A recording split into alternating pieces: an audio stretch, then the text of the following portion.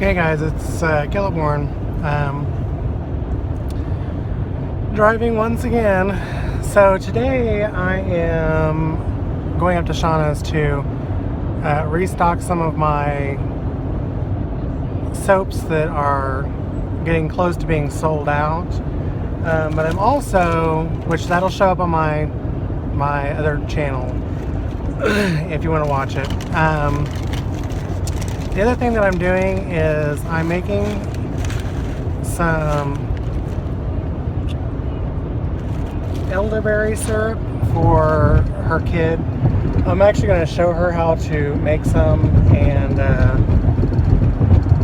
sorry if you hear about a bunch of clacking and whatnot because I'm going over this rough road. Show her how to make it so she can use it if she needs to.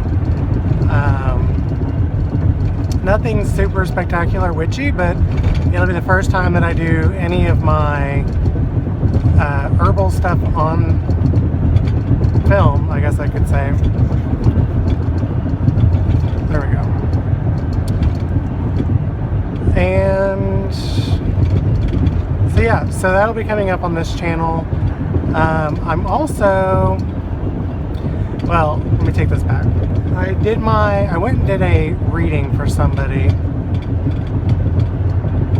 Actually, let me pause this till this gets smoother here. Okay, that's better. Anyway, I went and did my first reading for somebody. Well, they read the Leonard or whatever deck that is. It's the one that has looks like a deck of cards on it. Anyway, so they read that. Well, I said, well, do you read normal tarot? And they're like, no, I don't read normal tarot, yada, yada, yada. So I get there, and I start doing the reading. Well, then he starts like, okay, well, this means, since this is coinciding with this, and this is over this, and yada, and I'm just like, if you were going to read your own cards, why did you have me come do it? Well, I mean, he wanted a different perspective from somebody. Yeah, he did read some of his cards by himself, which I was like, okay, well, and I told him, I said, I was like, I really shouldn't charge you since you were going to be doing your own readings. But yeah, he paid me anyway, so that was just awkward, to say the least, because I wasn't expecting him to do his own stuff. Anyway, so yeah, I told Shauna, I said, note to self, don't ever go and do a reading for somebody that reads, because they try to overtake it, and yeah. That's kind of what happened. He just kind of started talking and doing his own thing, and I'm like, okay, well, he was like, well, I just really needed somebody else to throw the cards down. I didn't really need him to read them for me. And I'm like, well, I could have charged you $10 and done that, and you could have looked at it and seen what it said. But so yeah, he was okay with it, I guess. I don't really know. But other than that, so my weekly update is for this last week. So Friday, I did my over-the-phone interview for MetLife, is who I'm going to be working for. Monday, they called and said, hey, we want to do a in-person interview. You need to go get your GED. So Tuesday, I went and got my GED. Surprisingly, I passed it all. Yay me. I passed math with like 2 points. So I literally right after that was like, after I did the test, I had told the guys, like, so when can I come back and do my math test? Because I was sure I failed it, but I didn't. So I don't have to redo anything. I'm all done. I'm educated and certified on paper. So I got that done, and then Wednesday I went and did my interview, and I didn't know that the interview went that well. I did kind of on the way there talk with Goddess, and I said, hey, I really need your guidance on this. If this is the right thing for me, then I need you to let me know and get me where I need to be. Well, Thursday I get a call, and the lady tells me they want you, and we are offering you the position if you want to accept it.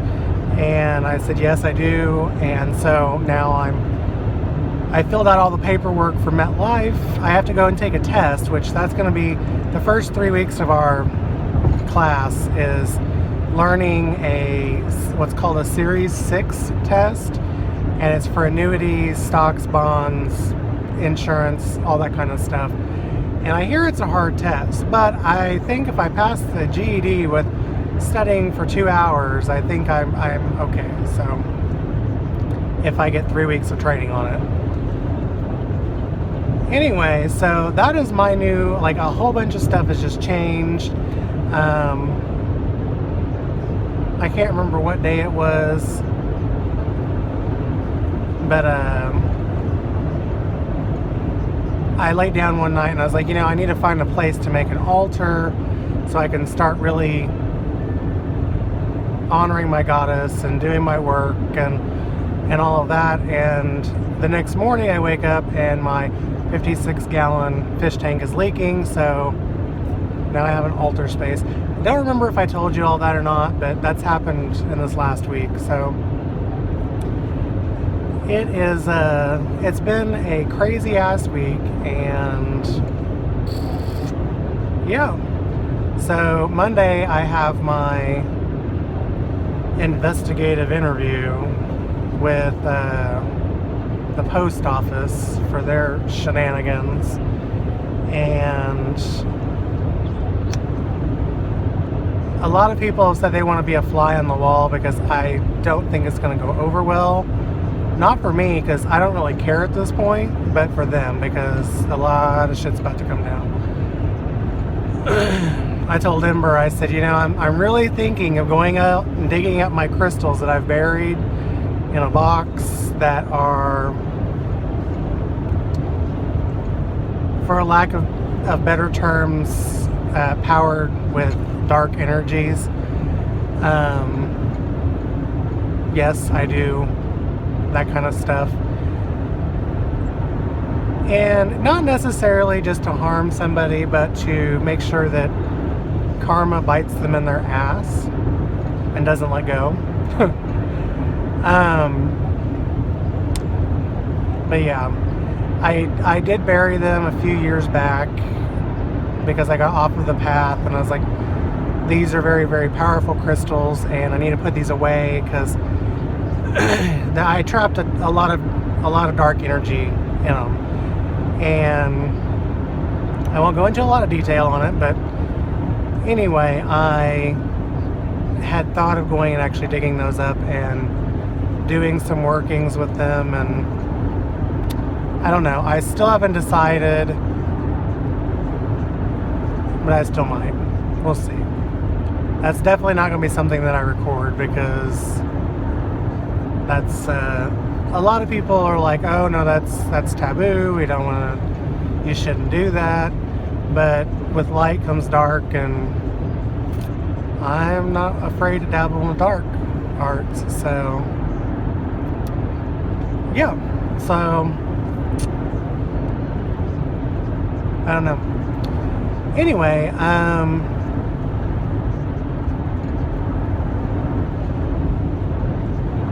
so yeah, that's my witchy talk for right now.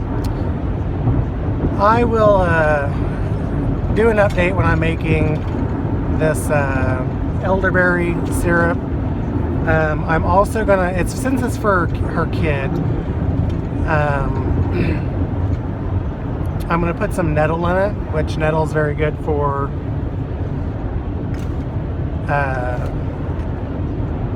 vitamin C and helping with that kind of stuff, boosting the immune system, all of that fun stuff. But I'm also going to add a little peppermint leaf, and that is because it's for a child. I'm going to add peppermint leaf and honey. The honey is a natural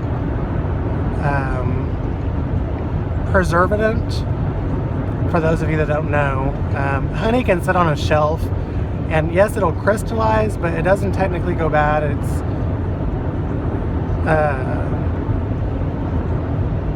It's a natural preservative. So I'm going to put some of that in there. Usually I say, because it's going to have water in it, so I want to make sure that it's preserved. But about 6 months, I would say, is about how long. Around this time of year, I usually make a jar that's about this size. This is, I believe, a 4-ounce jar. 4 or 8. It's like I usually do a 4 or 8-ounce jar, depending on what I think is going to happen in the year. Just for me and my family.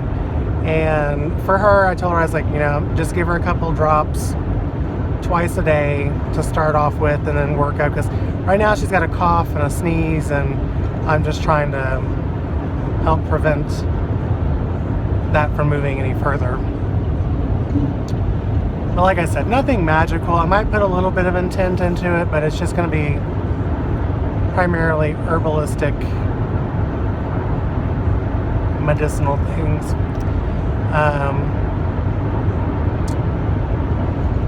But yeah, so you'll get to see that. Hopefully there'll be something new for you all to watch. I'm going to try to do more stuff like that. I don't do a whole lot. There's a couple cleansings that I may have to do, as far as like aura cleansings and past life cleansings. A lot of people haven't actually heard of that term, and it may just be something that I've come up with on my own. I haven't read about it or anything, but I do have my past life oracle that I got.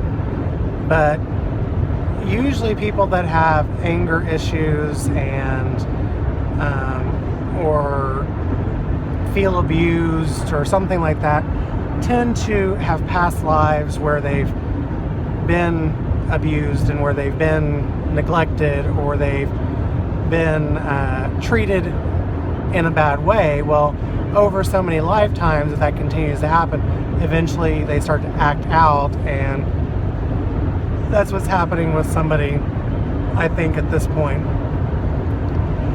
And what I do is it's kind of like a soul cleansing and an aura cleansing, but I go a little bit deeper. Essentially, I kind of dig into their soul and find what might be tormenting them, and start cleansing it from that point.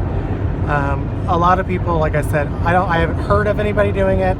It's something that I do. It's like I focus on them, and I kind of go back into what I see as their past lives, and search through meditation and all of that stuff. So I don't know if I'm going to put that up or not, but it's something that I do that has helped a few people. Anger problems is a big thing that usually tends to be, and so if we do that, I might record it, I might not, because it is with a child. But we'll see. There's a lot of things that I do that I don't do on camera, and I know there's a lot of people that want to see things like that. I'd probably just rather talk about it versus showing a lot of things, unless I have the person's permission. If I have the person's permission to record it, then great. And to show it on YouTube, then great. I'll be more than willing to show it. But I don't want to just be like, hey, I'm going to record this and put it up there. And it's nothing. I've heard people that talk to me, they're like, oh, is it like an exorcism? It's not an exorcism. it's a cleansing. I mean, I go back in there and I try to clean out any past life stuff that's coming to the surface, and anything that's causing torment and causing them to feel like they're feeling, and causing them to be angry or mad at the world for whatever reason, just for anything. So that's something that I personally do. I've never seen anybody or heard of anybody doing that. I've just kind of done it myself. Basically, I set up some crystals in certain areas and place one on their forehead, their third eye. And like I've said in my past videos, my crystals, I normally will connect them all. If one is giving off energy, it's picking up somebody else's energy, and is picking up on each other's energy, and then I can essentially put my energy through all of them and create a boundary, or create something where I can go within where I want to be. So putting the last crystal on the third eye, that's usually the side, the inside to the soul. I can go in that way, find what I need to find, and start my cleansing that way. Usually what I do is I push it forward and push it into the aura, the person's aura, and then I start cleansing their auras. So it doesn't take away their past lives, it just takes away something that may have tormented or made them feel like they were in a bad position, or made them feel like they were less than they were worth, or something along that line. But like I said, it's something that I do. I've never heard of anybody else doing it. I just started doing it, and it seemed to help with some people, and so I continue to do it. And I don't really want to say that it's Reiki, because it's not really a Reiki type. I've kind of made it my own, and yeah, Reiki's crystals and whatnot, but I feel it's a different type of energy that's put forth, and a little on the older magic side, I think. There's no special spell that I say in my head. I might burn certain color candles if I need be, or if I feel that I need to. But my path is, like I did with my blood moon, ritual. I didn't say any of my stuff out loud. I normally don't, unless it needs to be said out loud. I feel that saying it within reverberates it more, and it's heard better. Because really, when you're talking with God or Goddess or your entity, whatever it may be, you don't have to speak out loud to them. You can connect with them mentally and not actually say anything, but they know what your intent is. And a lot of my stuff does revolve around that. There are some things that I might write out and I might say, but it's not always necessarily the case. It's, like I said, I feel like that I follow an older path, and it's not ritualistic. It's not, other than my crystals. I mean, I make a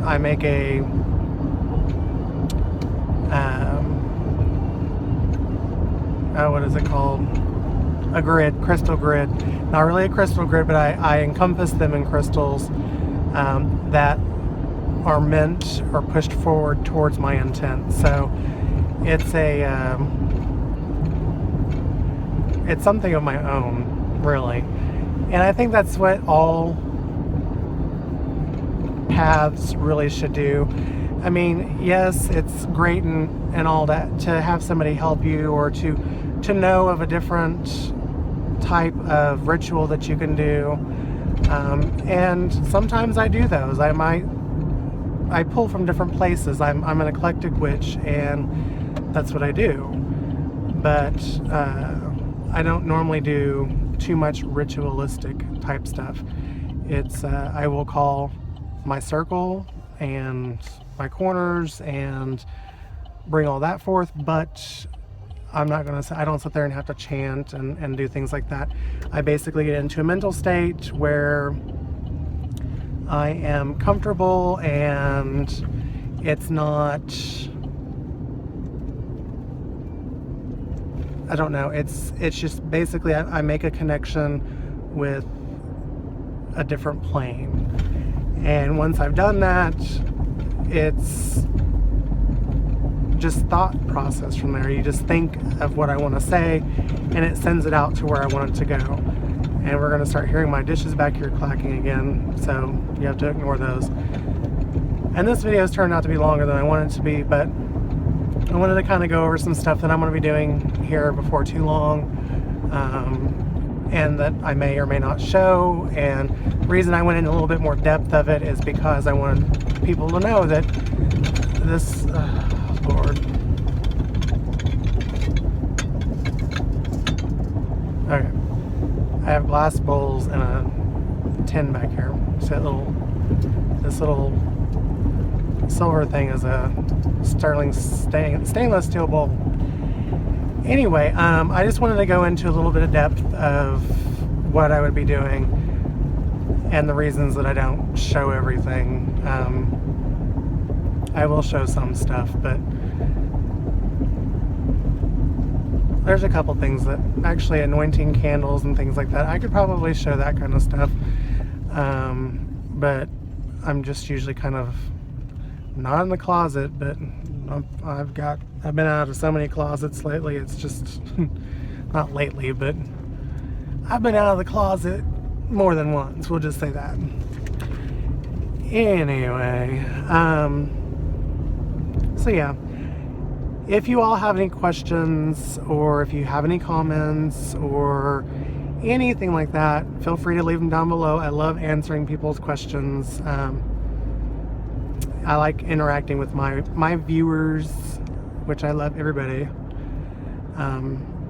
especially anybody that comments, because then we can make a connection and talk. I've met a lot of great people on YouTube so far, but I'm going to end it here, and I will see you on my next video, which will be making this elderberry syrup. And that takes a while to make, so it's probably going to be, hey, here I am, this is what I put in here, and this is what I'm making, and yeah. So, until then, blessed be, and you all have a wonderful weekend. Bye.